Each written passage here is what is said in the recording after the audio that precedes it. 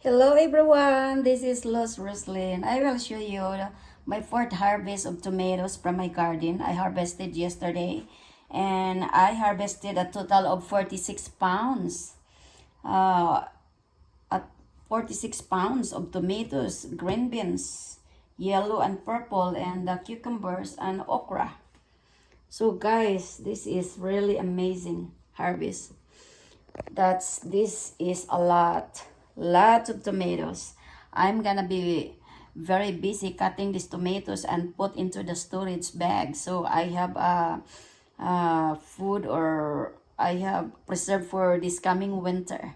So you can see that not all is ripe. This is old already. It will turn into, it will ripe, so just like this, I harvested this raw. Now it's ripe now.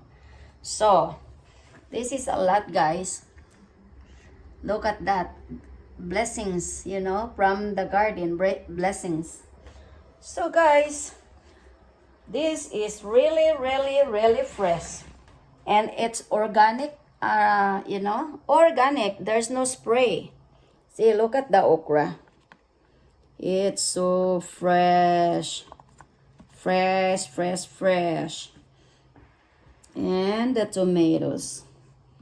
Oh, this is big. And let's see here. The cucumber. This one is Asian cucumber. This is young. This is so crunchy. And I have also a mung cucumber. Oh, it's crunchy. Very crunchy. Yeah.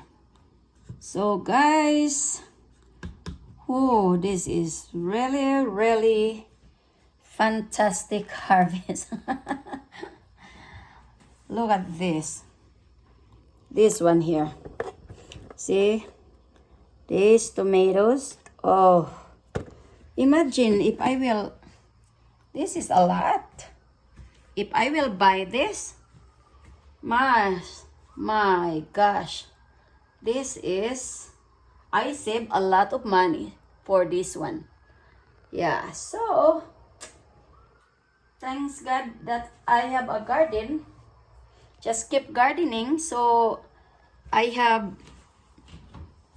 save money. Save money.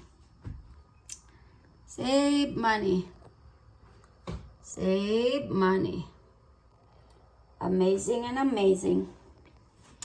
That's amazing harvest. My gosh, this one are grapes. Grapes, tomatoes. Different kinds. There is round. There's this. Oh, very sweet. This one is different. Yeah. Wow. Sounds like I am overeating tomatoes. Yep. I love tomatoes. And also my beans is still bearing fruit. There's still lots of flowers in there. See? Lots of flowers. And my okra, lots of flowers. Fresh okra. My eggplant is also bearing flowers right now. So I will have a good harvest soon, because I have lots of okra also. Okay. My patula, there's no flower. There's no flower in my patula. I just picked the young leaves here. This is patula. It smells good. So, the tops of patula, I just took, and then there's no flower. So, what shall I do? We'll eat the leaves. Oh my.